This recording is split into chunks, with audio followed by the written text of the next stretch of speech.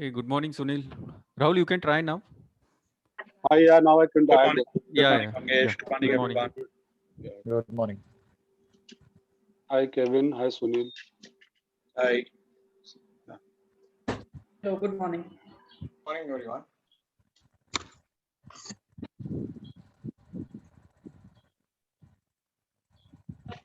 Is Mr. Deepak going?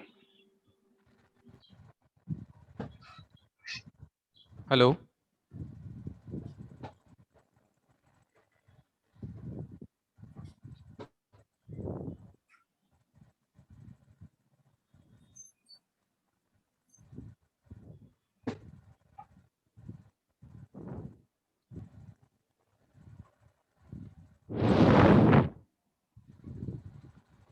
Uh, Ram, I think we should begin. yeah, we can start. So I'll begin. Rahul, just a second. Ram, just close the screen. Na? Yes. Yeah. Rahul, continue. Sure. Good morning to all. It's with great honor that I welcome you all, visitors and members, to 10, the Entrepreneurs Network. I trust you all are comfortable and ready to begin today's meeting. I'm Rahul Amrute, Chairman, shouldering the responsibility of the current tenure. In my task, I'm ably supported by Manoj Dehliani, the Secretary, Mangesh Patole, the Relationship Manager, and social media managed by Ram Kumar. TEN, the Entrepreneurs Network, is a not-for-profit organization. The single-minded focus of TEN is to help entrepreneurs from different business fields to come together and succeed. To know more about TEN, I would kindly request Mangesh to play the small AV so you can get to know more about TEN. Thank you. Yeah, yes, Rahul. Can you just see the screen, Rahul? Yeah, very much. Commercial hub. Thane, Maharashtra's major industrial town, fastest growing and slated to be the most happening commercial hub. Over the last decade, Thane has grown from a small Voice is suburban not there. town to a large, Sorry? self-sustaining The sound is metropolis. not there. Proximity Sound to hai, the financial capital of the country has extended ample opportunities to Thane for becoming the richest district in Maharashtra, with potent Volume बढ़ा देना. like well-planned infrastructure and low cost of operation. With growing opportunities and upcoming business ventures comes the growing need for business networking to learn, to explore, to connect, and to share avenues for mutual growth. Welcome to the Entrepreneurs Network, popularly known as TEN. Established in 2010 with the intent of providing a platform for entrepreneurs to share their experience, to learn, and to educate fellow entrepreneurs, along with generating business opportunities for mutual growth. Our motto: connect, breakthrough, and prosper. In 2009, basically, I was totally confined to the four walls of my own retail outlet. Probably that time I was feeling the need to get out of those binded four walls. So there was a business networking group. I joined that, and after 1.5 years, basically, there was some disconnect with that particular group. So we wanted to start something which was more Indianized. We wanted to do something to build a community of entrepreneurs. And in 2010, we started this 10 Entrepreneurs Network. 10 is a close-knit community of different business verticals across industries. 10 ने मुझे अभी जो फ़ायदा मिला है, काफ़ी फ़ायदा मिला है. बिजनेस अपॉर्चुनिटीज़ भी मुझे काफ़ी मिली है 2009 से. ग्रोथ काफ़ी हुआ है. I love 10 as a network because it is very different from the other business networks what you see. And it has helped me a lot in my overall development for my business, for my relations.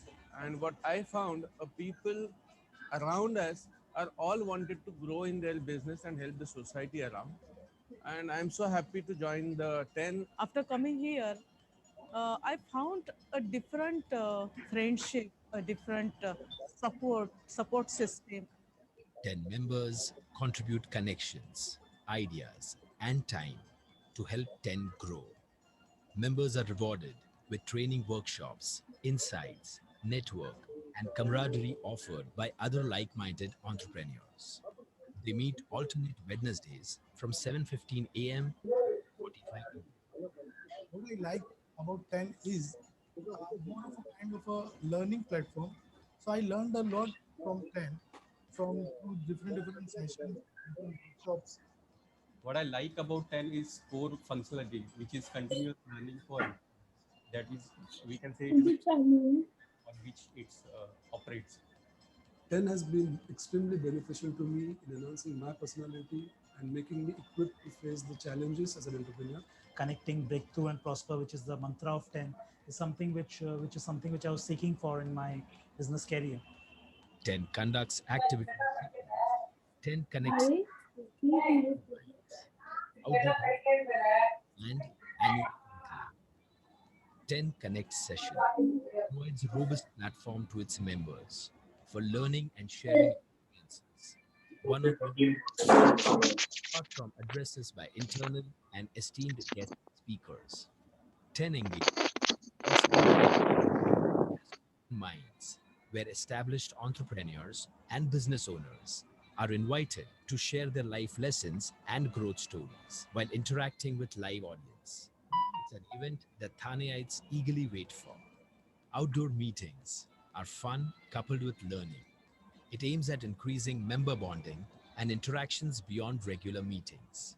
It includes site visits, visiting fellow members' workplace, and short outings which are extremely high on fun quotient. Vasudhaiva Kutumbakam, we are exactly following that. That really brings me to here. Since inception, 10 members have transacted more than 275 crores of business with its members and can beyond 10 as we move ahead in this path of connecting to more heads, more hands, and more hearts to come together. We welcome you to the 10 Connect session to experience entrepreneurial energy, creativity, and motivation.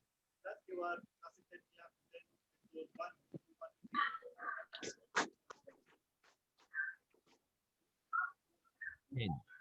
The entrepreneur connect, break, prosper. Yeah. Hello, Mangesh. Yeah, over to you, Rahul. I'm audible. Yeah. Yeah, Thank yeah, you. very much. So now, friends, we begin with acknowledging our co-hosts for the day, whose participation has added immense value to this webinar.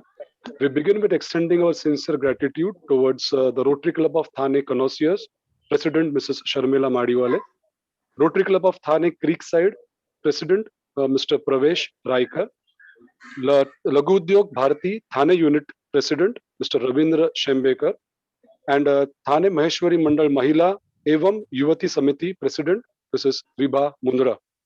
We thank you all for your extended support and would now kindly request each co-host to introduce their organization in say about 45 seconds each.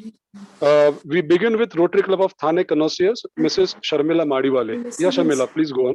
Thank you so much, Rahul. A very good morning to everybody. And once again, heartfelt thanks to 10, the Entrepreneurs Network, for giving us this opportunity, for letting us be associated with this program. Well, Rotary Club of Thane Connoisseurs. We are a bunch of art lovers, passionate art lovers who have come together, and we have chartered this new first cause based Rotary Club in District 3142. District 3142 is something which is related to Thane, Kalyan, Dombivli, Navi Mumbai, all that area. So ours is the first cause based club. And the cause, of course, is art and culture. So community service through art and culture. The name itself suggests connoisseurs, anyone, any person who is very much passionate, who appreciates art, any form of art. It may be music, singing, dance, theater, uh, culinary skills. So all that form of art. So ours, as I said, we will be working towards this retaining the culture, Indian culture, because somewhere we feel all of us have this notion in our mind that somewhere we are moving away from our own Indian culture, Indian classical art, which is a treasure for all of us. So we are working towards retaining all these entire Indian culture. And I take this opportunity, I take this platform to invite maximum people who are out here, come join hands with us, join hands, be prove yourself to be a true connoisseur by joining hands with us and helping us promote Indian art and culture. Thank you so much, Rahul, once again. Over to you, Thank Rahul. you. Thank you, Sharmila. Thank you. Would kindly request Mr. Pravesh Raikar now, President of the Rotary Club of Thane, Creekside. Yes, Mr. Pravesh. Sure. Yeah, thank you, Rahul. So first of all, thank you for this honor to be part of this event. So it's an excellent event, particularly with a great speaker that we have. So just to introduce a club, so I'm part of Rotary Club of Thane Creekside. So it is more a community service based club that we have, so with functions across. So most of our members are people from different strata of society who have a keen interest to work towards service towards the society. And hence accordingly we have done a lot of events, health camps, medical blood donation camps, and senior citizen camps, so around the communities that we live in and otherwise also. So yeah, so that's basically about us. And yeah, of course, we do look forward to people with similar interests who have a keen interest towards serving the society, who can come together and then work with us. So of course, with such a wide range of people over here, including of course my past speaker, earlier speaker, Mrs. Shamila ji. So it's a very good set of people who can who have complementary skills and can come together and try to build something really nice towards serving the community. Yeah, so that's what I have, and I just like to thank for this opportunity and thank and wish the organizers all the best for this event, and yeah, I look Thank forward you. to the speaker. Thank you, Pravesh. Thank you. I would kindly request Mr. Ravindra Shembekar, Lagu Udyog Bharati Thane Unit President. Yeah, Mr. Ravindra, kindly introduce yourself. Sir, just Hello. unmute yourself. Ravindra sir, just Ravindra, unmute yourself. Yeah. Hello, good morning. Can you Yeah. hear Yes, yes. Yeah. Yeah, we can hear you. Please. I thank all the organizers, especially 10, and it is good to know various forums working for SMEs and various purposes. So basically, Lagu Udyog Bharati is a nationwide forum formed by RSS wing only. All are dedicated for the benefit of SMEs. So here I would only like to point out, to share some information which we have. Basically, our diehard Swayam Sevaks, they are working for the benefit of SMEs all over India. And whatever packages recently you must have heard are because of strong efforts of our people at Delhi and our counterparts. So I would only like to share a little bit information that you, all of you, some of you may be knowing that 5 trillion economy, which is a dream of our Prime Minister, which we are going to achieve by the end of 2024, it involves growth of SME units in multifold, maybe 4 or 5 times than it is there today. Basically, in India, what we suppose is registered SME units 3 to 4 years ago were around 5 to 6 crores. If we consider unregistered units also, it must be 10 to 12 crores SME units. So this government was the first to realize and make all of us aware that SME, because if each SME unit gives employment to at least 3 or 4 people, it amounts to 30 to 40 crore of population that we are actually giving employment. So SME is a very strong pillar of the economy. And if you consider even with the turnover, compare with the turnover of lakh of rupees, say, we SME units are giving more employment than any large scale unit. You can compare with, say, for Reliance, Tata, any large scale. There is no comparison as such. But thing is that from Lagu Udyog Bharati Thane and from Lagu Udyog Bharati all over India, I can only assure you, all of you, if you have any problem, grievances with systems or any rules, you can contact Lagu Udyog Bharati. Of course, Mangesh Badkar is known to few of you, I think. And our style of functioning is different. We don't go by morcha and agitation and all. Generally, Lagu Udyog Bharati, it is a style of RSS that when they tell some problem, they tell the solution also. So we know the limitations of government also. I cannot come and tomorrow say abolish income tax or do anything which is absurd and which is not possible. But various solutions can be found if we know the limitations or the working style of the government. Absolutely, sir. You're right. How we are working actually. Sure, sure. I once again I won't take much of your time, and we will definitely meet in interact in future. I am Absolutely happy to know all these other forums also doing something or other for SMEs and for the society. Yeah. Thank you. Yeah, thank you. Thank you so much, sir. I would kindly request Mrs. Vibha Mundra, President of Thane Maheshwari Mandal Mahila Evam Yuvati Samiti, to kindly introduce themselves. Yes, Vibha ma'am. Hello. Vibhaji, you have to unmute yourself. Vibhaji. Sorry. Hello. Yeah, Hello, Vibha, everyone. yeah, we can hear you. Yeah. Every day is a new opportunity for us to fall in love. We begin this new day with new hope and determination to achieve what we are learning today. So with this determination, even we as Thana Maheshwari Mahila Mandal and Yuvati Samiti come forward to thank 10 Entrepreneur Network to give us an opportunity to be associated with an acclaimed author today, Ms. Rashmi Bansal, on the topic Celebrating Women Entrepreneurship, Touching the Sky. And I would even like to highlight what Mahila Samiti and Yuvati Samiti as Thane Maheshwari Mandal do. We are actually a committee of 4 wings in which it is main Samiti, Mahila Samiti, Yuva and Yuvati. Yuva and Yuvati Samiti are a part of the areas which are below the age group of 40 years. And main Mandal and Mahila Samitis above the age of 40 years. We work in accordance with our age groups. Yeah. We as Youth Samiti work for the betterment of women and children. We do programs for children as one-day trips or for their summer camps or the development of the kids in every field. So that is why there is no limit to what we pursue as a person and can accomplish, and let the sky be our limits. That's why we believe in every woman's success should be an inspiration to others. And we cheer each other being the strongest and to be the strongest. Thank you. Thank you, Rahulji.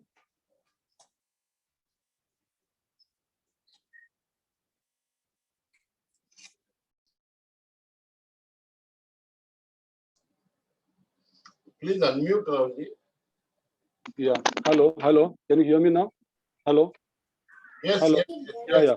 Yeah. I would now, last but not the least, I would kindly request Mangesh Bahadkar, who is also ex-tenor and a member of Laghu Udyog Bharati Thane unit, to introduce himself. Yes, Mangesh, please speak. Yeah, thank you.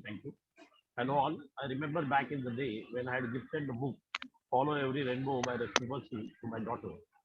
I cannot express how inspired both of us were by reading the stories of those 25 dynamic women entrepreneurs. So thank you, Mrs. Bansal, for inspiring and encouraging generation of the smart and talented women. I would also like to thank the 10 community and Laghu Udyog Bharati to put together such a great and much needed session. I'm grateful to be associated with all 10 and Laghu Udyog Bharati and Rotary. Thank you once. Thank you all. Thank you, Mangesh. Now, without any more delay, I would kindly request our secretary, Mr. Manoj Tehliani, to introduce our esteemed speaker for the day and begin the meeting. Also, I would like to mention that the books of Miss Rashmi Bansal are available on Amazon, and we have shared the link for the same, and you can kindly make use of it. So, Manoj, here over to you. Thank you.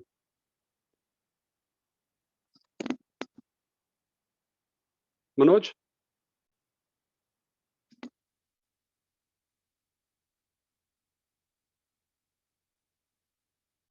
Hello, Manoj. Unmute yourself.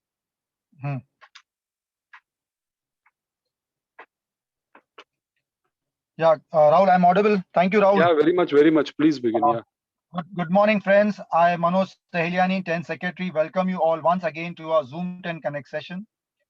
There is a famous quote by talk show host and author Oprah Winfrey. She says, when you undervalue what you do, the world will undervalue who you are. Today, we have with us an author, a a successful entrepreneur and a widely followed motivational speaker, Ms. Rashmi Bansal. In keeping with the just concluded occasion of International Women's Day, her topic for today is rightly titled Celebrating Women Entrepreneurship. She will be sharing over the next 50 minutes motivational stories about women entrepreneurs from her bestseller book, Touch the Sky. Friends, Rashmi Bansal is an author of 10 bestseller books on entrepreneurship, which has sold more than 1.2 million copies and have been translated into 8 Indian languages. Some of her popular titles are Stay Hungry, Stay Foolish, Connect the Dots, I Have a Dream, Poor Little Rich Slum, Follow Every Rainbow, Take Me Home, and Touch the Sky. She's a co-founder of Jam, just another magazine, which is India's most popular youth magazine. Started as a journalist with the Times of India, she has been a regular contributor to Business World, Business Today, and business news channel UTV Bloomberg. She teaches a full credit course called Road Less Traveled at Ashoka University. So friends, please welcome our esteemed speaker for today, Ms. Rashmi Bansal, with a loud round of applause. Thank you. Ms. Rashmi Bansal, please. Yeah. Um, Namaste, and thank you very much for organizing this wonderful event as an online sort of knowledge sharing session. And I'm really happy that three different organizations have come together to do this, because I think this topic is very important. And I'm happy it's not on Women's Day, because every day is Women's Day. We do have this concept of 8th of March, but every day is Men's Day, Women's Day. Every day is a day to be hungry and foolish. Okay. That's the title of my first book, Stay Hungry, Stay Foolish. I'm sure many of you have read it or heard of it. And I don't need to explain to you, but I think I remember when my book was first launched and I went for a event in Crossword, Baroda. Somebody came up to me after the event and said, when I saw the poster, I thought that this book is about dieting and losing weight. But now I realize that there are different kinds of hunger. Okay, there is the hunger of the stomach, and there is the hunger of the soul. कि हम कुछ करना चाहते हैं, कुछ बनना चाहते हैं, कुछ something beyond the ordinary, to really tap our full potential, to go into that zone where we are doing things that we never imagined possible. And all of us have that kind of strength within us. We have that capability. Of course, in general, we seem to feel that being comfortable and settled is the right way to go, and that's what we teach our children also. But I think, having interviewed literally hundreds of entrepreneurs and having walked this path myself, I want to say that there's only one life, and in this life, if we are going to face more challenges and choose the road less traveled, it's going to be a much more interesting life, and we'll also make a difference to the world.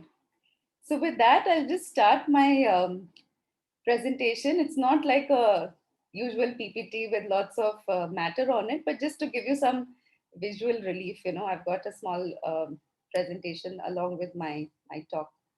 Okay, so just give me a second to start that right now. Okay.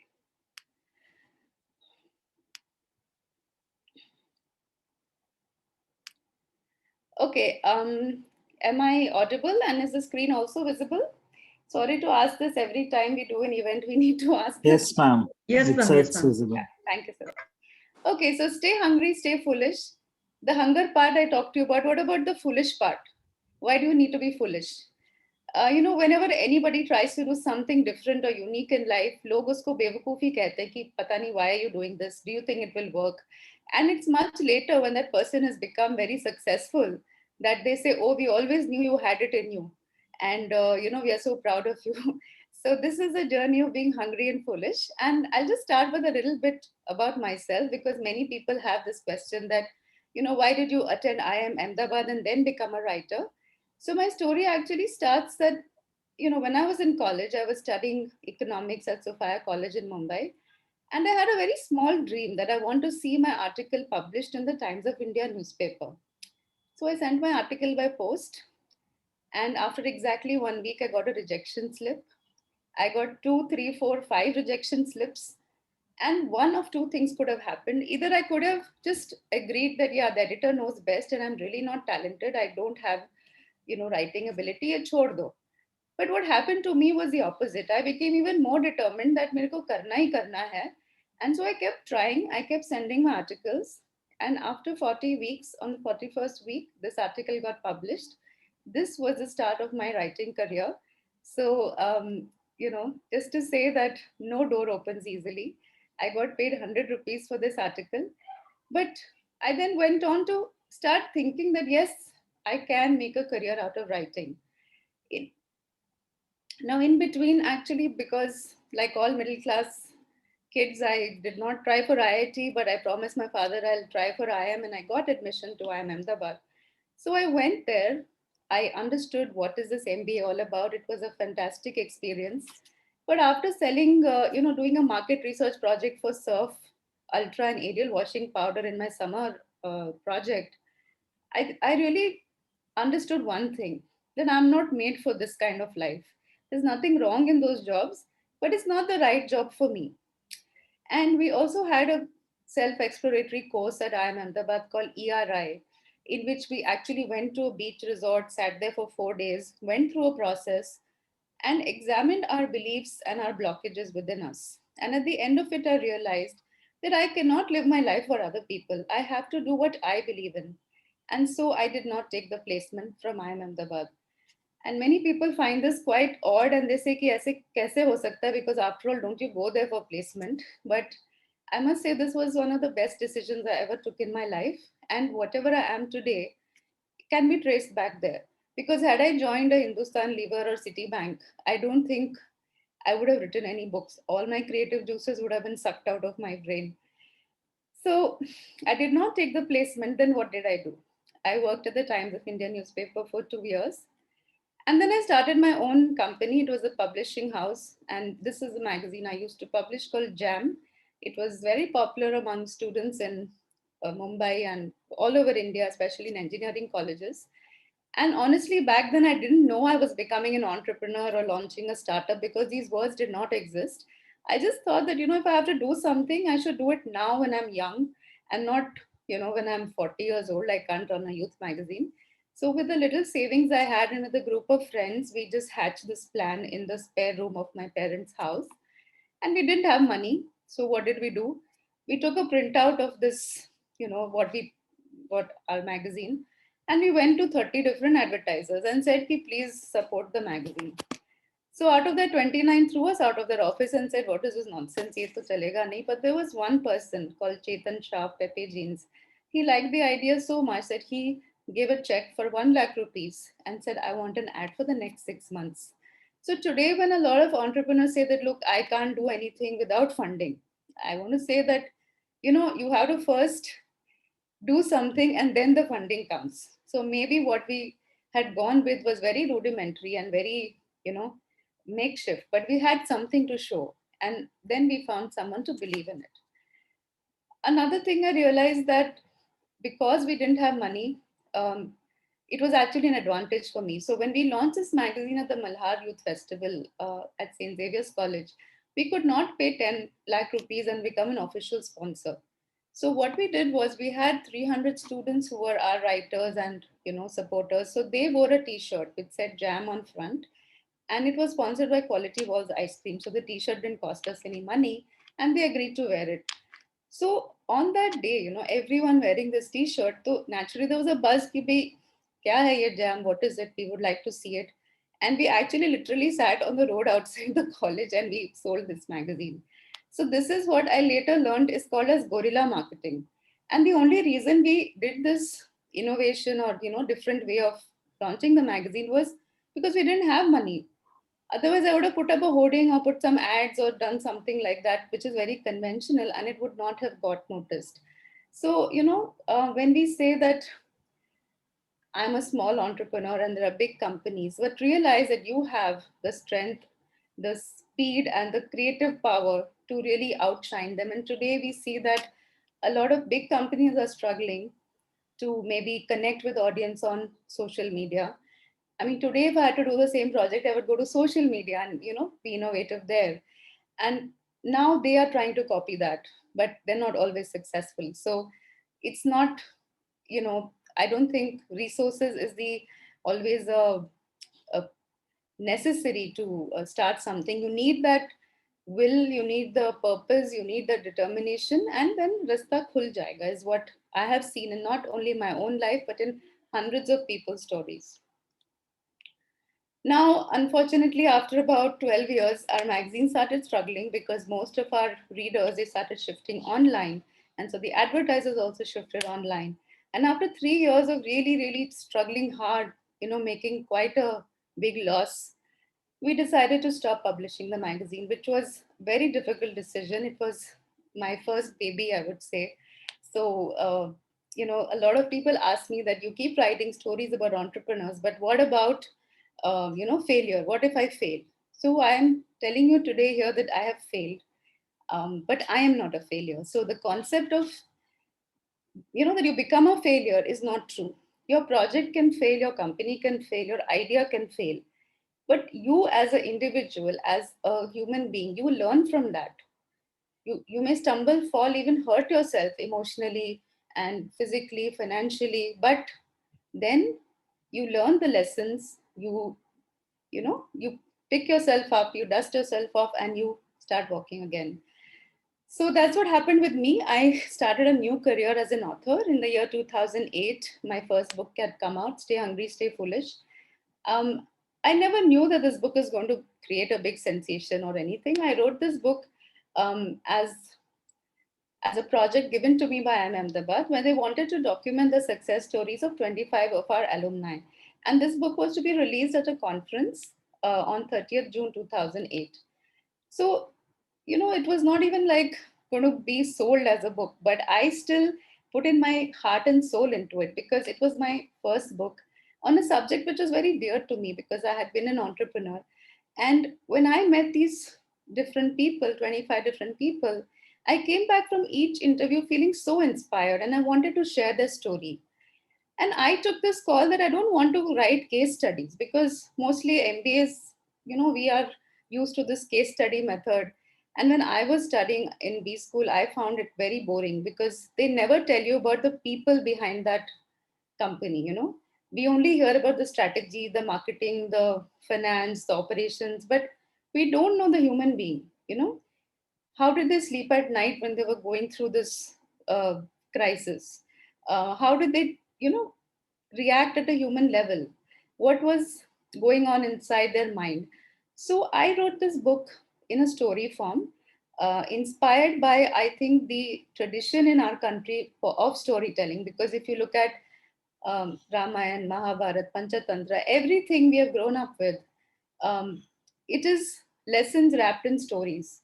You enjoy the story, but somewhere there is a lesson hidden in there. And I was, I think when I was young, I was so fond of Amachitra Kathas. Everything that they, conveyed, it was very exciting, but it also gave me lessons. And having worked with the young people for so long, I knew that if we just tell them, Kiare, be honest, be hardworking, you know, uh, that kind of preachiness will not work. So it was my call to do it this way. Of course, when I first submitted the draft of my book, it didn't get a very good response from, the professors at IIM Ahmedabad. They felt it's very, it's not got enough. What should I say? Enough knowledge maybe, so they wanted me to add some pages and make it more managementy, but I somehow said no, I think there is no time to do that, let's just go ahead as it is. So we went ahead with the book as it was, and after 2-3 months we released 5,000 copies of the book, thinking that it may appeal to more people, not just the people who attended that conference. And I remember the first email I got from the book. It said, I read your book and I quit my job. So it was a young man from Bangalore who started reading the book at night. And then by morning, he was convinced that, okay, I also need to do something of my own.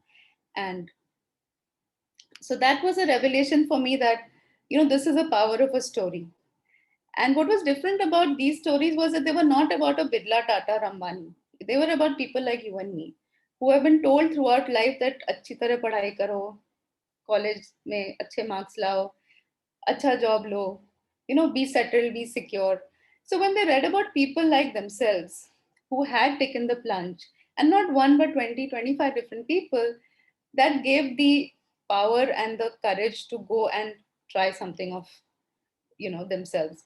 So I think I've lost count of the number of kind of emails of this kind that I got, both from men and women. So then I decided to write a whole series of books. And in this series, I've also written, a book on women entrepreneurs called Follow Every Rainbow. Actually, initially, I did not want to write a separate book about women because I thought, women are as capable, as hardworking, as, innovative, as nurturing, as, in every way, women are equal to men. So why do I need to write a separate book? But in my first two books, Stay Hungry and Connect the Dots, when I looked at it, and I was completely gender blind at that point, in Stay Hungry, Stay Foolish, we had only two women.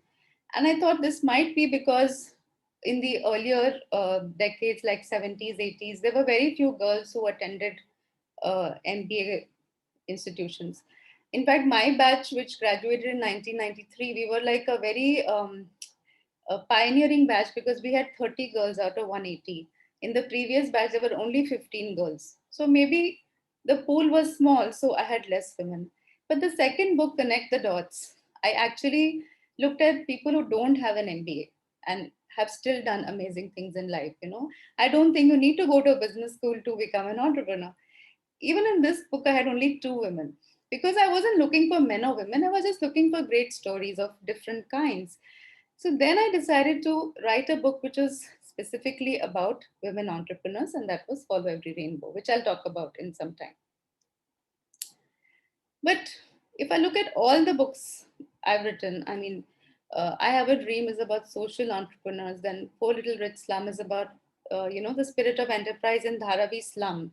I think as Mumbaikars, all of us would have passed through that link road, Sion Bandra link road. And, when you look at either side, you just want to quickly make your way through there because it's not a very pretty sight.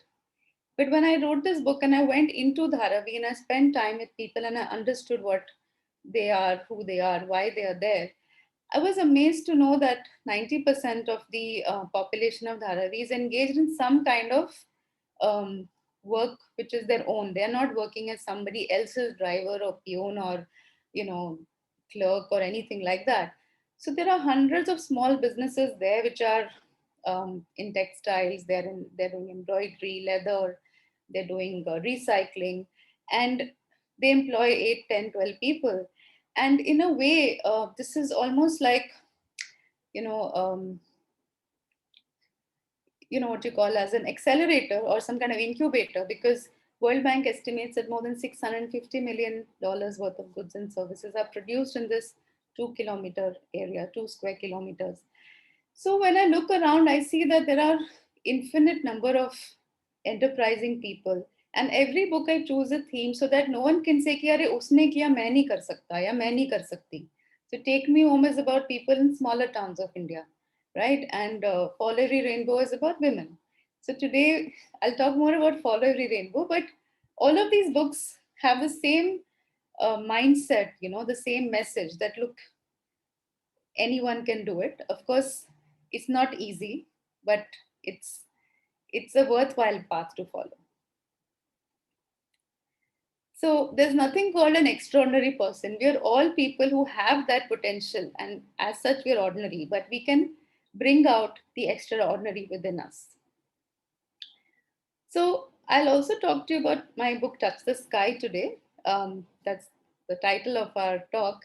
So Touch the Sky actually was written in the year 2018, it was launched, because it came to me as a project from Z Television. And they wanted to write about women, stories of women who've overcome all kinds of obstacles, which are social, which are, economic, which are personal. Because the thing is, before you become an entrepreneur, you have to have certain belief in yourself. And one of the issues is that somehow due to social conditioning and, the way we are bringing up our children, or maybe whatever messages we are getting from the external world, there is a little less confidence in women about, their right to have a say in their own life or create their own destiny. So entrepreneurship at a very, very basic level is not just about starting a business, but creating your own destiny. So here's a picture of, two girls who look like they're not very well off in life. They are probably from an underprivileged community or background. Actually, these girls happen to be from a state called Jharkhand, which we know is quite backward. And we see they're playing football. Now, what does this picture really represent? So I'll show you a small video, and then I'll explain further.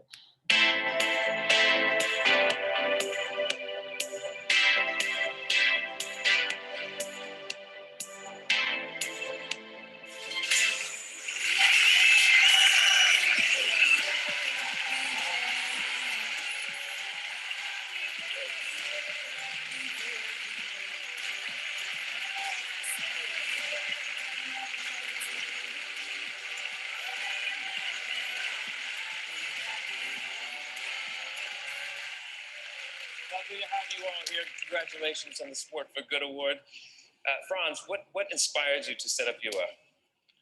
Well, growing up in Minnesota, I was coaching skiing, alpine skiing for 12 seasons, but until I met these girls, I'd never met a group of young people so hungry to learn and so determined to work together to change their lives. I feel very honored to be part of their story.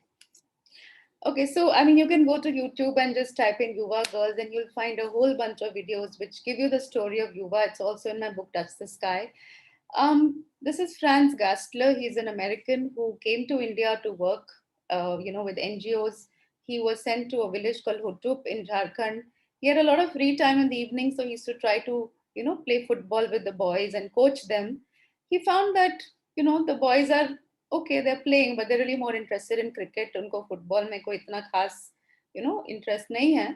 So one day a girl came up to him and said, Ki Bhaiya, will you teach us football? So he said, okay, can you get few friends of yours? I don't mind teaching you. I'll be happy to teach you.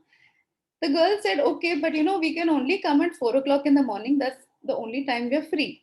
Now, in a village, the girls are expected to do all kinds of chores apart from their, studies. They have to help their mother to get water, to get firewood, to cook, to clean, to look after the younger brothers and sisters. So Franz went to that, some kacha pakka ground at 4 in the morning. He was not really expecting to meet anyone. He was thinking ki ye log mujhe buddhu bana rahe. But actually 7, 8 girls came. And from that day, they started learning football with him. Now, the difference was that these girls had a hunger to succeed because they were not having many opportunities in life. The boys were pampered. They had latest mobile phone, they had jeans, they had scooter, they had bike. These girls were not given any hope for a future. Many of them were not even allowed to continue studying after class 8. That now you sit at home or abhi 1-2 saal mein shaadi kar denge. So for them, this football became a way to escape and, create something different and, bigger for themselves.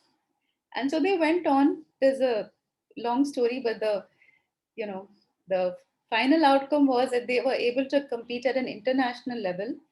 They went to Spain. They won second prize in a competition. And here they were receiving this Laureus Sports Award, which is Sport for Good. And when you see them also in those videos, you'll see how confidently they walk in their, they actually entered the stadium in their white and red tribal saris. So I think the basic quality of any entrepreneur, man or woman, is this hunger to succeed. Okay. And once you have that desire, you will find somebody like a Franz who is, an aid or a mentor who will make it possible. But first step always has to be taken by you. So here's another example. When you look at this picture, I think mostly you would see like a Marwadi housewife, maybe getting dressed to go for some function. That's the impression you get. This is actually Mrs. Premlata Agarwal, and she has the distinction of being the oldest Indian woman to climb Mount Everest at the age of 48. So again, her story is that um, she was leading a pretty ordinary life as a housewife in Jamshedpur. She had 2 daughters. And in Jamshedpur, Bachendri Pal runs a mountaineering academy. She works with Tata Steel. And Premlata's daughters were part of that. And they went for some kind of mountaineering, expedition. And then she also joined them. And at that expedition, I think Bachendri Pal felt that Premlata has a lot of potential. She had grown up in Darjeeling. She had already lived in mountains as a child. She had very good stamina, very good, walking speed. So she motivated Premlata that, why don't you think of doing something more and taking up mountaineering as a sport? And although there was some opposition, some skepticism, there was a lot of obstacle, but Premlata did go ahead, and we see her here, almost at the summit of Mount Everest. She later received a Padma Shri as well from the President of India. Now, the reason I'm sharing this story with you is that really it's never too early or too late to start thinking of doing something. Okay. And as the famous author Napoleon Hill said, whatever the mind can conceive and believe, the mind can achieve. Okay. Premlata did not tell herself that, oh, okay, now can I climb Mount Everest? No, no, I'm too old. And, I have some knee problem. I have this problem, that. She actually believed it. She believed in herself, and then she was able to find a way to achieve it. What happens with many of us is that, if we have a small business, we think of growing it bigger. Then we say, nahi hoga, it's too hassly, it's too problematic. I don't have money, I don't have people.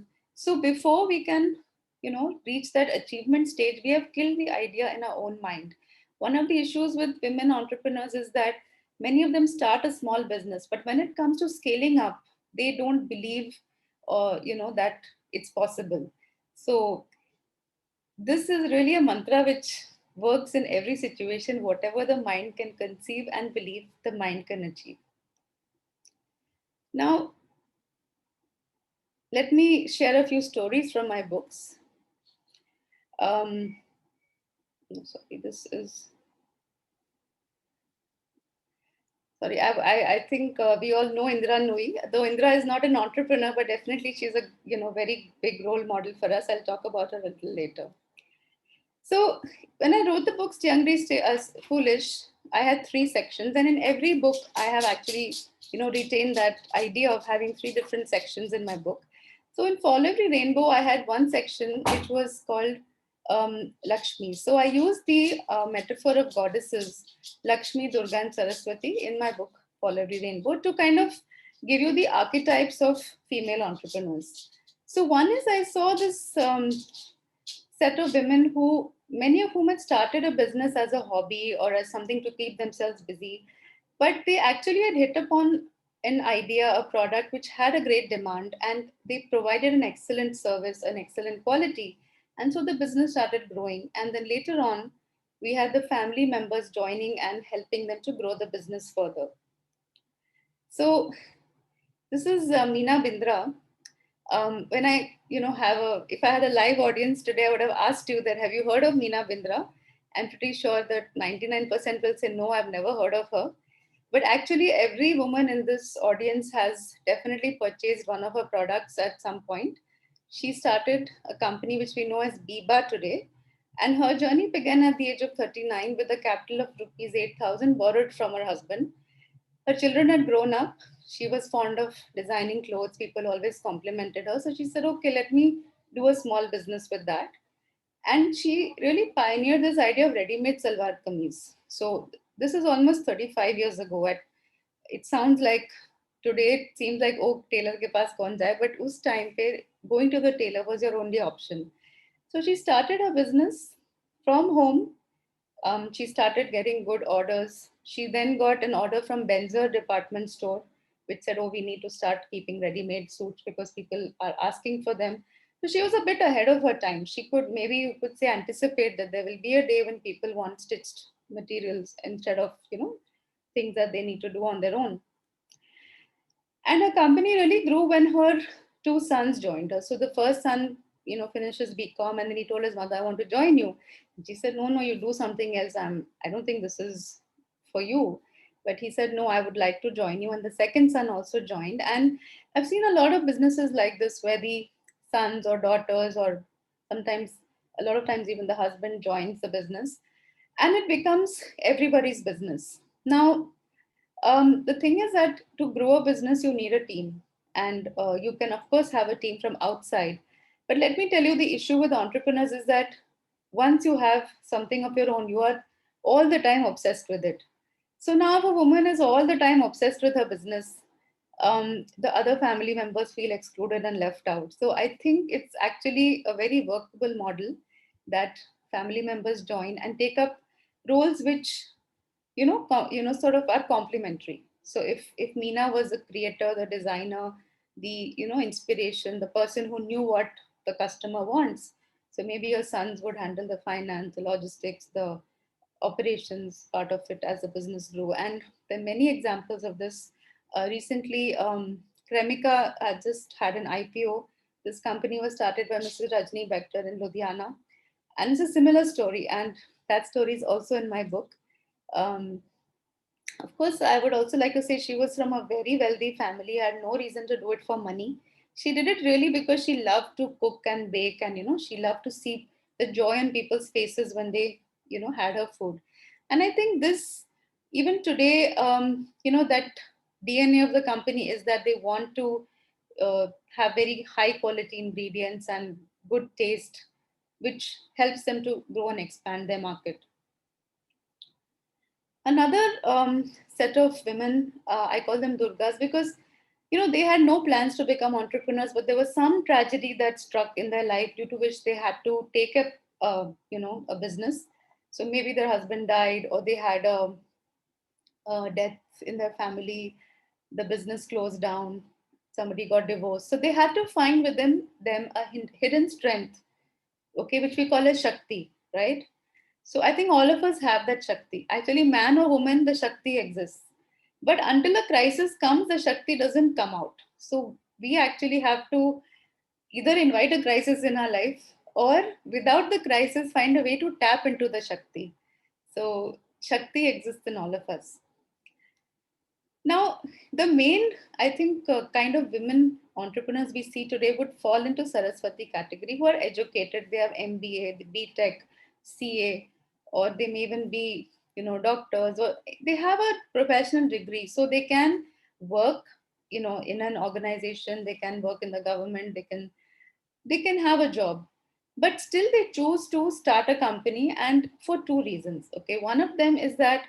Um, I think women are more inclined towards seeking a purpose.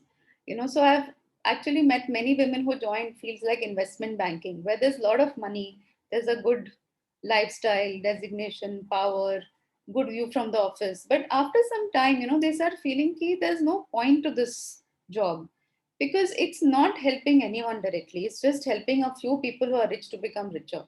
So they don't feel that it's meaningful. And secondly, once a woman has a child, let's say I'm an investment banker, I have a baby. Now the culture of most companies, even today, though they may pay lip service to it, the culture is not one which is conducive to having a lot of flexibility. Okay, there are many offices where people stay till 8 p.m., 9 p.m., even though there's no work, just because the boss likes that, or he leaves late, so we can't leave before he leaves. Now this kind of lifestyle does not suit a woman. She's not going to be able to have any family time, any um, you know a way to nurture her children, and it's not going to work out for her. So for these two reasons, I think most of the women I met, they started a business for these two reasons. And let me just share a few examples. So this is a very interesting story about a girl who was an engineer. She was working in SAP, she was working in UK, and just as a hobby, again, she started designing small jewelry pieces from beads. She gave them to her family and friends. Some of them said, Ki, can I buy more? So she put it up on Facebook. She started getting more and more orders. So it was a hobby business which she was doing along with her job. She moved back to India. Then she thought, okay, maybe I can do something more. And today, this is a company called as Adya Originals, which sells silver jewelry. And it's very unique because they actually sell Maharashtrian jewelry. She's a Maharashtrian, and she said, there are many traditional designs which are not available. And she has made the gold designs in silver. So she had a very, I think, what should I say? She's really telling stories through jewelry, and she's not competing with a Tanishq or a existing jeweler, because she's doing things which are original and which are um, which have their own market, which no one else had tapped. And along the way, the same thing happened. Actually, her husband also left and joined her, and these businesses really have a much faster growth trajectory than the old ones, which I told you about. Because today we have, for example, a social media on which you can build brands, you can sell your products online, and also you can, I think, um, because these are Saraswatis who have that educational background, they're able to think of scaling up and taking their businesses much higher. So in just about 4 to 5 years time, this brand has grown very big. If you're in Pune, you can visit their 3-story showroom, which was inaugurated during the lockdown. So that's an interesting story. Another very interesting lady I met, she had a unique idea. I mean, she wanted to get into business. She also was working in a company, but she was very much into fitness. And along with that, she realized that as a child, she enjoyed folk dances a lot. So she has changed her business multiple times. She initially started teaching people the normal things like Zumba and yoga and all that. Then after that, she realized that you have to have something unique to sell. You have to have a niche of your own. So she decided to teach people folk dance as a way to do fitness routine. And she called her company Folk Fitness. After a while, she realized this is not working. People would rather do Zumba than folk dances. So again, she had to reinvent her model. She went to schools. She went to schools and said, look, today, if you ask students, none of them know folk dances. Actually, India has about 150 very famous folk dances. And when we were young, all of these were normal in school. On annual day, you would have 2, 3 folk dances. So she convinced the principals to include folk dance as part of the syllabus. And she had a network of schools who were taking this curriculum from her. She trained the teachers. The business was doing pretty well. And then suddenly there was COVID. All the schools shut down. And the first thing that they knocked off was folk dance and all extracurriculars, right? So what should can you do about it? It's not in your hands. But meanwhile, what she did was she reinvented her business. So now she's actually helping women who have this problem called PCOS, okay, which is polycystic ovarian syndrome. So a lot of women have these fibroids or PCOS, because of which they have health issues, they're not able to conceive. So she's using her knowledge of fitness, and of course she added various other elements to it like nutrition, and she's doing an online program which helps people to overcome PCOD.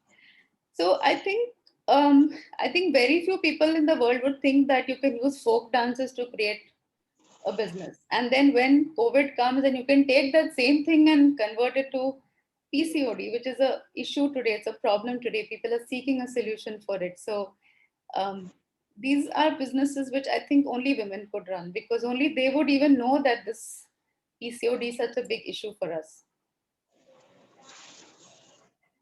Now, this is a very inspiring story for a young woman who's just 26 years old today. And what you can see her doing is, what Niveda is doing is, she's actually going through the trash, that kachara. Many times we go outside our home, we see a big pile of kachara, but we normally just close our nose and try to walk past, like, let me get out of it as soon as possible.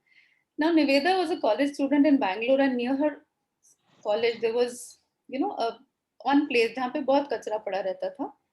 And people would complain, but no one did anything. So one day she got a few of her friends and said, okay, let's clean this place up. They all wore the gloves and the shoes and all that, and they went and cleaned that area, and everything looked very nice. It came in the newspaper. After 1 week, the place was equally dirty once again, because that's the nature of garbage. We keep producing more and more garbage. So she went to the municipal office and said that what is this? I mean, we just cleaned it up, ye fir se ho gaya. And they just threw the ball back and said, look, we can't do anything. People are like that. We tell them to separate the garbage. We tell them to, you know, cooperate. They don't do it. And even our workers, they are fed up. They are not doing their job. So basically, they said this problem is not solvable. Okay. But Niveda did not agree with this. She said, "No, I don't think that, this is acceptable."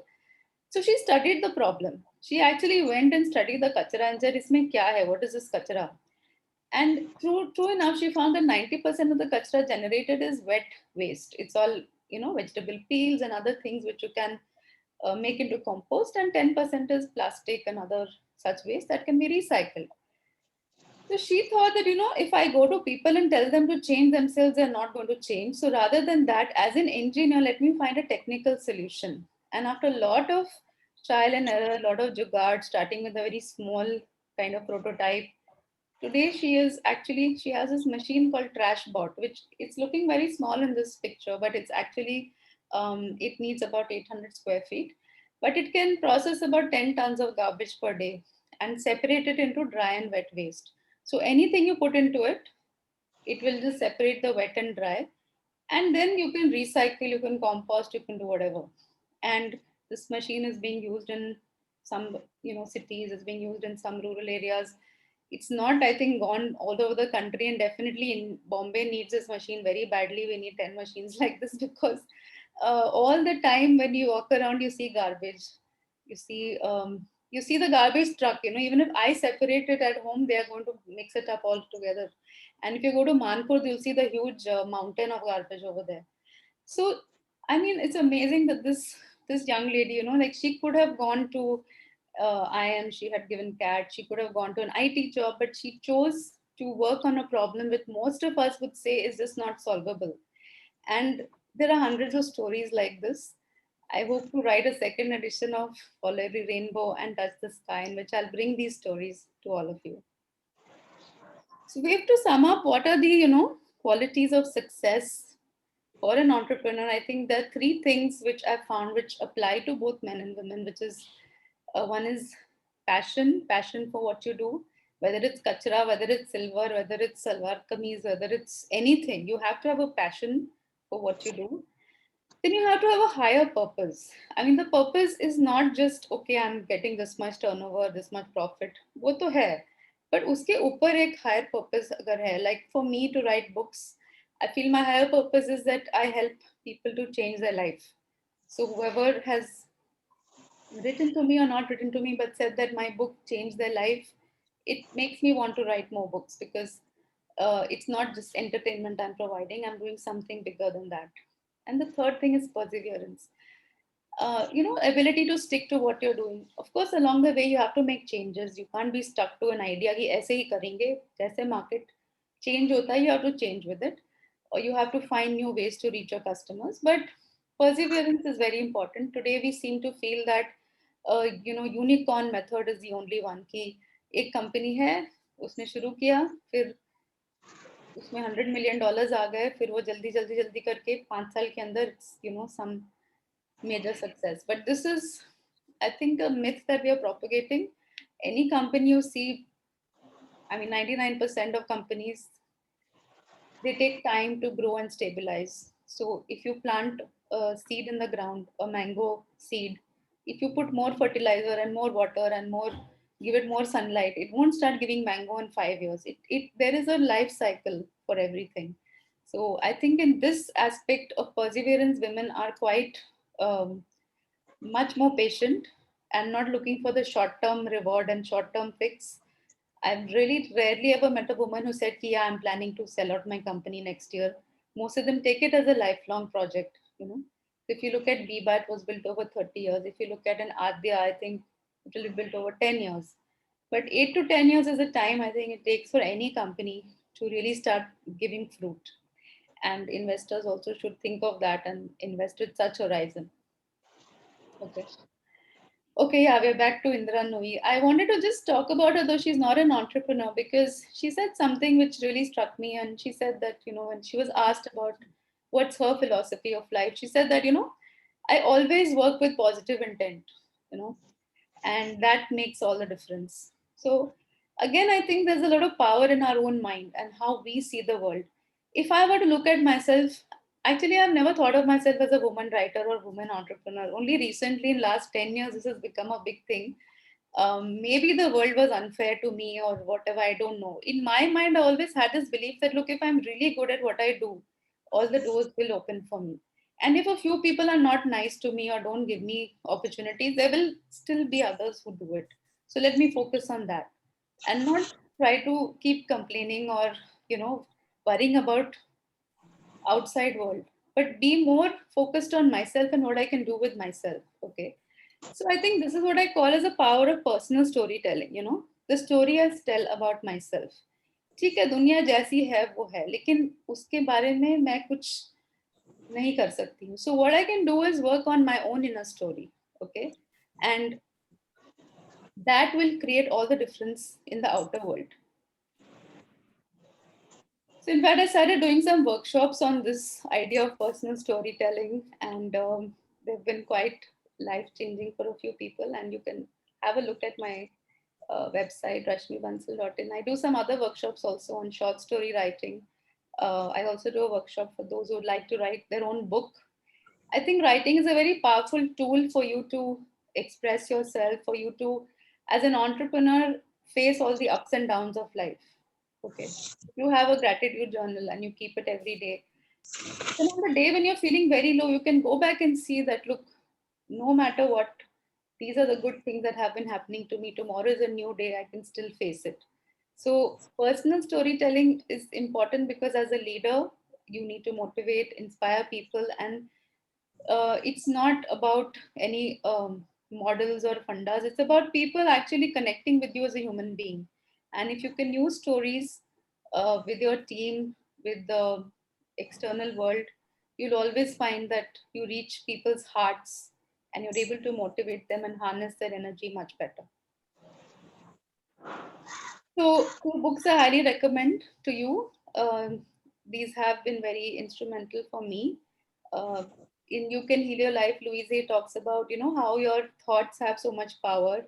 And so what you think is in your control, right? That's the only thing you have in your control. And then how to access your subconscious mind. As a writer, certainly I know that a lot of material comes from the subconscious mind. I can't just look at it, from yahan se nahi aa raha hai. Matlab, somewhere deep within it's coming.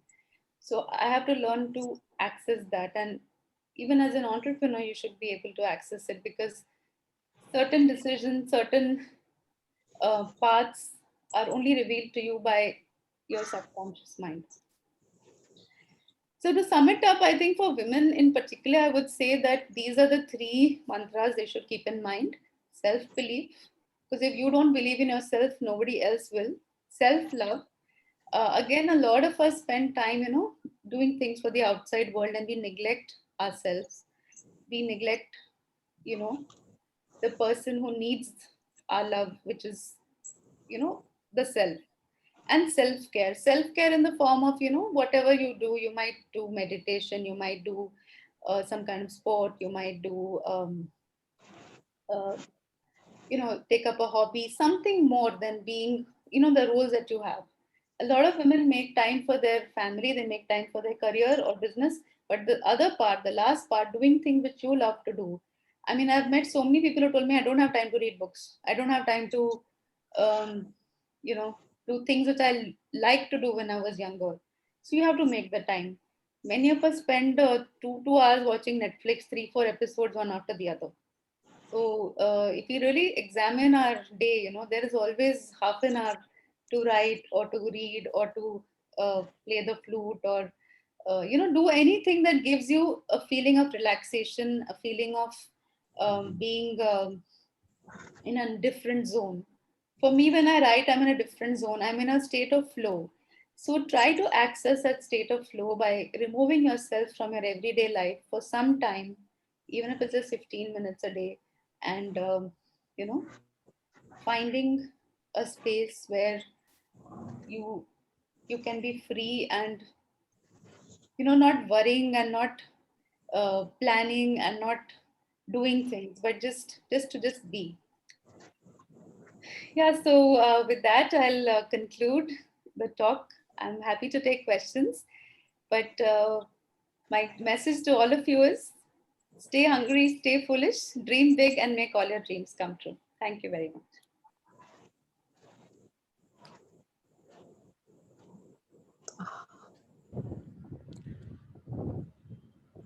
Yes, Rahul. Yeah, Mangesh. I think questions are there on chat box. You want to take it? I'll request participant to put their question on the chat box. Considering the number of participants we have, we can also have direct questions. Rashmi ma'am, I don't have a question, but I have a request for you. See your first book, Stay Hungry, Stay Foolish. These are the stories of entrepreneurs who are MBA covered under your first book. Then second is Connect the Dots. These are typically the entrepreneurs who are not MBA as such by their qualification. But I want to request you to share the stories from your third book, which is dedicated to the social entrepreneurs. I have a dream. Just 2 or 3 success stories for all of us. Okay. Yeah, I think the third book was different from the first two because when I had gone to my publisher with the idea, they said, "Ki kaun padega?" It's not about making money or doing business. But I just thought that there are amazing stories of people who are using entrepreneurship principles to solve social problems. So, for example, I met a lady called Shaheen Mistri. When she was a student at St. Xavier's College, she used to, she realized that not everyone has the same opportunities as me. There are children in slums. They're going to school, but they are not able to follow what's happening in school. They need extra classes, tuitions. They don't have it. So all she did was she got a few of her friends together and said, "Look, will you contribute 1 or 2 hours of your time?" And she went to different schools and said, "Give me a classroom." She went to 10 schools and said, "Ki, I want a classroom I can use for 2-3 hours after school, like 3 to 6 p.m. Why do you want the classroom? I want to teach the slum children in your classroom." So actually, most of the schools said no to her, but one of them was called Holy Name High School in Kolaba. That they said, "Okay, you can use my room free of cost." So in that classroom, she got the children, she got her friends who were able to teach. Basically, if you are in college, you can teach students of 5th, 6th, 7th standard, right? And she started this after school program. And this has become a very amazing thing called Akanksha Foundation, which has really changed the lives of so many children. Now they actually run some schools in Pune. They have taken over the entire school and they're running it. And their children have done very, very well, and they've come up in life in a way that most slum children cannot. Because they may have the intelligence, but they don't have the mentorship opportunities. So again, this was something started with 0 rupees. It was not done with donation also. It was just done through, thinking out of the box. Then another story I remember, there's a young man called Dhruv Lakra. He went to Oxford and he did a course in social entrepreneurship. He came back to India and he was thinking of starting something. He didn't know what to do. But for some reason, he was attracted to the idea of working with deaf people because he felt that deaf people are invisible. जो अंधा है वो तो दिखता है. He's walking, crossing the road. You can make out he's blind, but deaf people we don't know. So what do we do about them? He wanted to do something which is not a charity but a social enterprise. So again, one day what happened is he had a knock on the door. A courier company had come to deliver a package, and he signed for the package, and the guy left. So that day he realized that courier, it doesn't require a person to be able to hear. They should just be able to deliver and get a signature. So he started a courier company called Miracle Couriers, which employs only deaf people. And that was a very unique idea. And the thing is that if a person who's deaf has a job, that gives that person a dignity. They come to an office, they have team members, they have you know a salary coming every month. So it's not about doing charity but giving people a vocation, giving them a purpose to live in life. And suddenly their status in their house and everything also goes up, because earlier they're seen as a burden and now they're seen as a productive member of the society. So these are a couple of examples of Thank you. stories Thank from. you for sharing those. Ram Kumar from 10 is having a question. Ram, you just have to unmute yourself.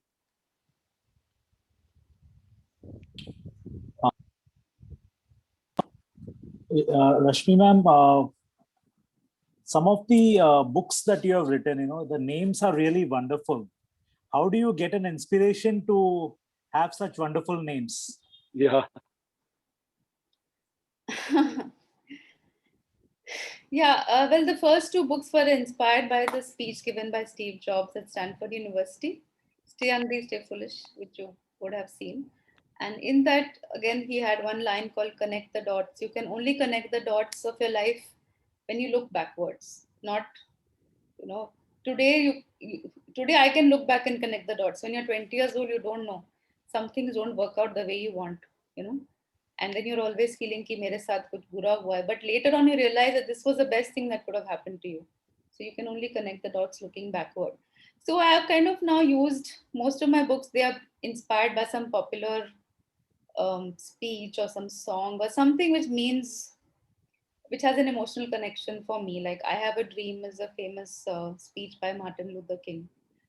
And so like that is like my philosophy. I think sometimes I just put it out there that I need to think, I need to get that right name. And when it feels right, then I know it's the right one. Like Touch the Sky is not inspired by any particular song or something, but I had this image of a woman who's really reaching out, the image was with me of that woman jumping up and, touching the sky. So that's how Touch the Sky. Thank Your you, Rashmi ma'am. 2013 book. Yeah, Mangesh, sorry, continue. Yeah, continue. I'll talk later. You have, your 2013, Follow the Rainbow. So if you see the cover of the book, there is no rainbow as such. So there is no 7-color or a multicolor. So any specific message, it's a plain white rainbow you had shown. Yeah, that was a choice of the designer. Actually, we had redesigned. Initially, we had a cover which had some footprint which had rainbow colors. Then, when we redesigned so that all the books looked like standardized, so he wanted only to have two colors. So I think it's understood. Rainbow has all those colors, right? So No, I thought, is there any separate message just out of the logo? there's It no doesn't have it. message, but I think just that. We didn't want a multicolored sort of thing. Got It it. looked like Got a little childish, to have all the colors of the rainbow. So that's it. Yeah, Rashmi ma'am, I'm Rahul Amrute. This is not a question, but I would like to acknowledge you in person. I'm a live example whose life you have changed after I read your book, Stay Hungry, Stay Foolish. Okay. I'm a third generation jeweler. I took up my family business actively in say 97, 98. I was just a fresh commerce graduate and did my diploma in gemology and diamond grading. But somewhere I had air in my head. I'm a third generation jeweler, so I know gold is like on back of my hand. I know everything and anything about gold, silver, diamonds. So I was more of an egoistic person who generally saw competition as someone who I have to put them down. So I was a very different person. But when I read your book, Stay Hungry, Stay Foolish, I really went through a lot of transformation. I became receptive. I became humble.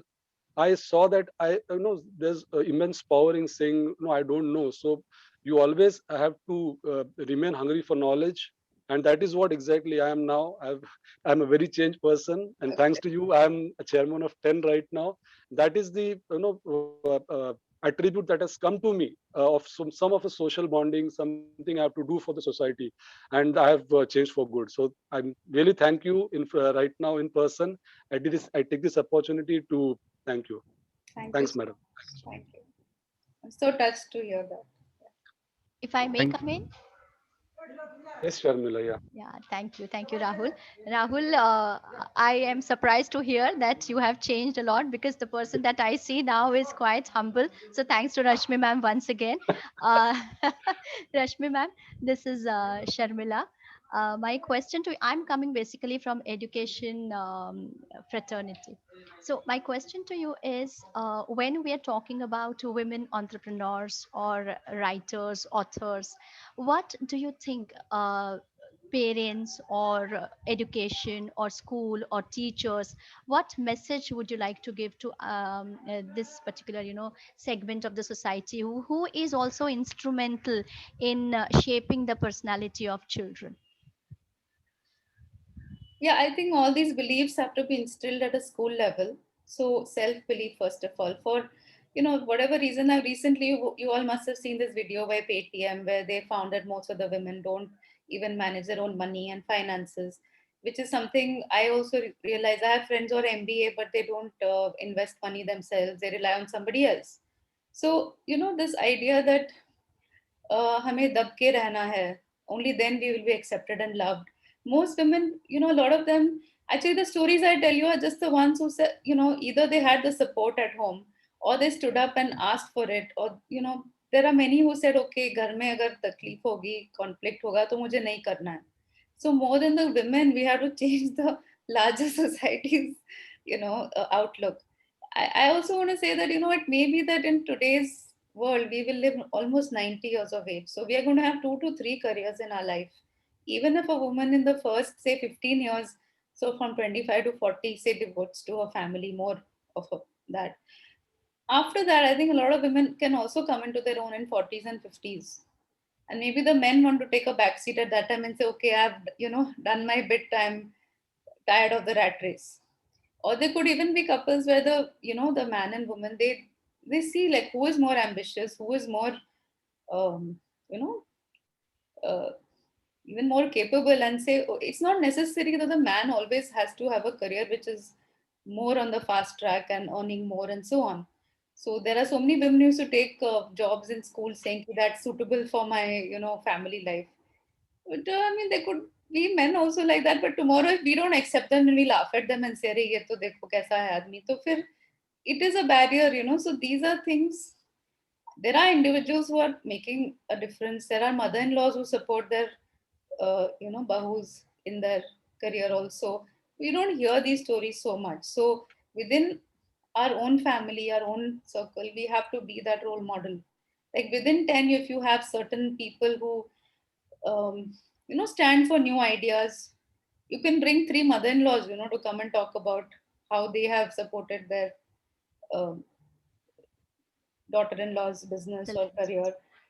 I remember once Zia Modi, who's a very famous lawyer, she had given a talk. She said that, so my advice to all girls is, please, if you want to have a career, make sure you are, of course, mother is always there to support you, but mother-in-law के साथ भी बहुत अच्छा relationship रखो. एक तो होना ही चाहिए, but second, even for your career, it's very good. Then your children will be brought up without, that easily they'll be brought up, right? Maybe you don't have to live in the same house. You can live in the same, vicinity, or each one wants independence. Even the older people don't want to be stuck in the that conflict zone. So I think everything is possible, but you have to believe it's possible, right? यहाँ पे से शुरू होता है. Then I, as a woman, also have to believe. If I believe, then everything comes from that. If I feel like a victim, then I don't think the world opens any doors for me. So I would focus on the self belief of women and on changing the societal expectations for the men and for the older generation. Thank you. Thank you so much. Perfect. I mean, I'm really, really thankful to you for analyzing the entire situation so well. And it's a very good, brilliant idea that we can always ask mothers in law to come together and share their stories with others. And then probably we can definitely see a change in the society which is around us. Thank you so much, ma'am. Over to you. They Rahul. could even start their own business. The mother-in-laws at 60 also can start, right? Nowadays, we are hearing Yeah. about somebody in Chandigarh who's 85 and she's selling some laddus or something, because Yeah. the grandchildren are saying YouTube channels are being started where the mothers who are always in the kitchen, they are getting exposure, the grandmothers. So I think it's always, everyone is not doing it only for money, but just to feel that, okay, I can also do something, I can contribute, I can, get known as something more than a wife, mother, or sister, or something. That feeling is so different, much more than money. Yeah, but money is also important. Of course, Yeah, obviously. should make some money. Thank you so much. Thank you, Sharmila. Rashmi, I'll request you to share more information about hashtag Saturday Story for the benefits of the participants who are present in this session. Okay. Yeah, so I have written 11 non-fiction books, but since last year, when the lockdown happened, I also thought, let me try something new and different. So I started writing short stories, which are fictional. Of course, they are inspired by real life. And then I did a challenge for myself called 30 Stories in 30 Days. So once I had done about 15 of them. Shuru mein to I wasn't sure ki will I be able to write at all. But then I found that every day, if I have this intention in my mind, koi na koi story mujhe aa jati hai. So after 15 days, I put up a website. It's basically rashmibansal.in. And I started publishing my stories for 30 days. Then I made it a weekly. So on Saturdays, I publish a story. Initially, I used to only publish my own stories, but since May, I started doing these short story writing workshops for anyone who's over the age of 10 can join. So I have, students, school students, college executives, retired people, and I teach them how to write a short story. So Ram Kumar has attended one of my sessions last Saturday. So idea is कि it's not theoretical, आपको लिखना पड़ेगा.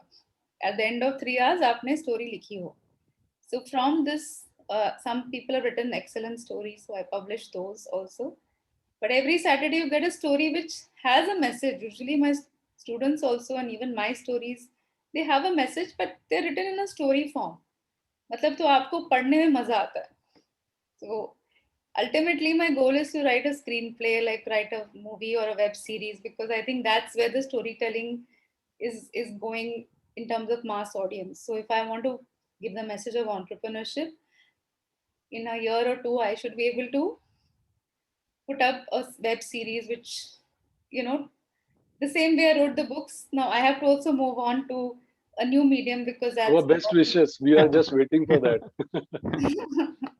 so this Mr. is like Mangesh, practice for it. When you have to do like 400 meters of pehle you have to go slow. Yes. practicing. So this is my Man, yeah, Mangesh, there is a question from some Mr. Ashish. So can you please take it? I just missed your surname. Yeah. Mr. Ashish Bhutra. Yeah, Ashish, please unmute Yeah, there is yourself one and question. ask. Trying to unmute. Hi, Yeah, am I Ashish, audible? go ahead, go ahead. Hi, Rashmi. Thank you so much. I'm also a fan of your books like everyone else. I have written a note for myself to buy. I have a dream now. I missed that one. So, a question, I have started, this is my second startup, Make My Garden, with my wife, Chetna. So, I wanted to ask you, do you have a suggestion for a good book that suggests strategies, best practices, or something we can learn from others' mistakes on how to run startups where families are involved or husband wife both are running together? okay. Very good question. I think a specific book though I cannot think of. I'll think about it and get back to you. I don't think I've come across such a book actually so far. Or your own thoughts or suggestions? So my own thoughts are you never know. Of course, it can be work out very well and it may not work out also. You have to have a very clear definition, like you would have with any partner, even if it was not your wife. But two partners in a business have to have good understanding and rapport with each other about who is handling what, who is the ultimate decision maker. Actually, in any company, it has to be one person. So if it's you, it's you. If it's her, it's her. Or in certain areas, she is the final word, or you are the final word. Maybe I don't know. Anticipate what problems can arise and nip them in the bud, and don't let them spill over into rest of your life. That would be the main. Very good communication. See, even if you are very having a good relationship personally, on business front you may disagree. She may have certain other views, you may have certain other views, right? So in that moment you have to look at her as a, she has to look at you as a business partner only and nothing else. So somehow you have to have that compartmentalization. Ki you can even have a fight. Two business partners fight also, ना कोई कहता है मेरे को गुजरात में entry करना है, वो आप बोल तो नहीं हमको Tamil Nadu, like on every matter you may have different opinions and you don't take it personally with a business partner, right? You fight and then you go and have a drink, or you have you make up and say okay yaar theek hai, business is business. So the same thing you have to be able to do with your spouse. Many people can do it, many people can't do it. So ego should not come in the mix. Yeah. Thank you. Thank you, Ashish. Rashmi ma'am would have loved to take more questions, but due to paucity of life, will not be able to have more questions. Yeah. So we'll just have one last question from my end, and then I'll hand over the meeting to Rahul. Yeah, sure. Ma'am, do you have any unfinished, unpublished book? I hope the answer is no, but still. I actually have a lot of people I've interviewed, but I've not managed to put into a book because book ke liye theme chahiye, right? Suppose I'm planning a book on women entrepreneurs, I need say 15 stories at least. So I may have different stories, but they don't make one book. So I'm now thinking that instead of just doing books, I will publish it online on my website. But I want to obviously, I mean, everything can't be free. So maybe have a membership or something like that, wherein every month you get 2 stories, but you pay an annual fee and you can access it online. And then if I publish 24 stories in a year, out of that, I can make a book of the most popular stories. So ऐसा कुछ सोच रही हूँ, because I think with time everything has to change. The book format is very good, but then less people are reading books. Yes. How many times have you gone to a bookshop in the last 1 year, 2 years?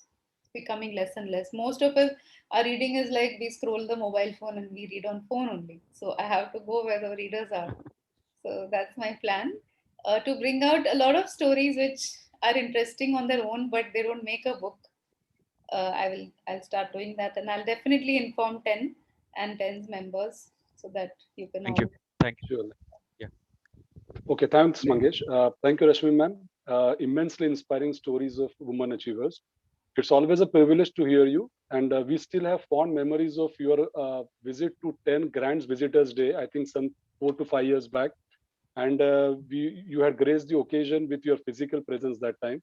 And it was a crazy event, and crazy in the sense it was so high on energy and positivity that we had not recently seen in our 10 event.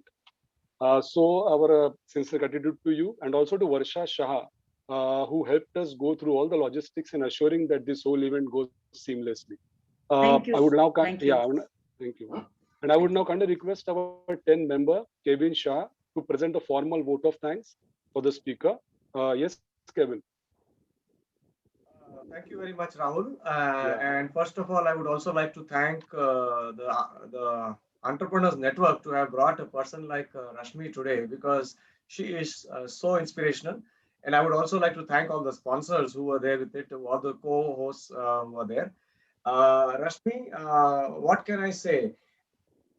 If you had told us something very difficult, then we would be like giving you a full attention. But you have gone beyond that. You have what you have told is something so simple that it is extremely profound. And I think the kind of collection of all these thanks that you've been getting over the years is self-evidencing. I mean, you are really very inspirational, and I think you draw the inspiration because I think somehow or the other you have been able to get that cutting edge insight into the human aspiration. Einstein had got one very nice saying. He had said that everyone is a genius, and you certainly are, Rashmi. And in that, he further said that if you judge a fish by its ability to climb the tree, but the fish will consider itself living over there as stupid. So yes, I'm very happy that you didn't climb the tree like the other chimpanzees do, who like to follow the corporate world. You followed your passion, and I think that just shows that you have something in you. While you are not just an author, you are a wonderful storyteller. And the 3-4 stories you told us, actually they were very powerful. The sub messages we got in that boys who carry their father's middle name wanted to not join father's business, but wanted to join mom's business after doing MBA. That is such a powerful statement in itself. And I think that is very inspirational, including the other gentleman who wanted to join his wife's silver business. So now you have this guy applying for a job in the lady, and she had originally taken a loan from him. I mean, wow, unbelievable. Only a woman can do this, to follow her passion and make her vacation into vocation, as they say, and even convert garbage into wealth. I think this is something unbelievable. You have just given us a trailer. We have all made us very curious. We all would like to buy your books. We'll be recommending to others, and the femininity of you comes out also in this, because as Rahul said that you taught him not to just look at the competition as someone to be despised. An author of a book is now in the end concluding her talk by showing 2 books by other authors. Just think about it. I mean, this is what a guy would never ever do. And I think goddess in her infinite wisdom know that eventually men will be competing with each other in trying to show off in strength, in terms of wealth, or in terms of knowledge. But she has made sure that they eventually bow to Shakti, to Saraswati, and to Lakshmi, because that's the source of his power. It is the what that is the why she has done that. I would like to thank you once again on behalf of all of us. Rashmi, please continue to inculcate this sense of curiosity and inquisitiveness. Keep the people hungry, keep the people foolish, keep them asking for more, and keep collecting those compliments. Thank you so much. You have made my Saturday wonderful. Thank you. Thank you. Thank you, Kevin. I can't stop myself from admiring you and your orator skills. You have always been inspiration to all of us. Thank you. I think Thank you so let's focus on Rashmi. much. I said I couldn't stop myself. I said that in the beginning. Okay. So, friends, just give me 2 more minutes. We'll conclude the session. So, friends, what you saw today is what 10 members share every week. Positive energy, knowledge about what's happening in the industry, support to any operational problem that is beyond our domain expertise, opportunity to learn from and mentor fellow entrepreneurs. An added benefit is a chance to attract a lot of more business. So, who should join 10 and why? Budding or established entrepreneurs are welcome to join 10. 10 is committed to support, promote, and develop entrepreneurs, and our activities are focused on building the entrepreneur community. So please take a call on becoming a part of 10. Annual membership is rupees 15,000 and one-time registration fee of 2,000. So thank you all. Thank you, Rashmi ma'am. Thank you, visitors, co-host, Kevin, everyone, for making this event such a wonderful experience. Thank you, sir. All the best. Thank you so much.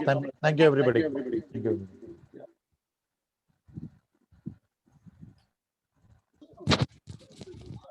Yeah.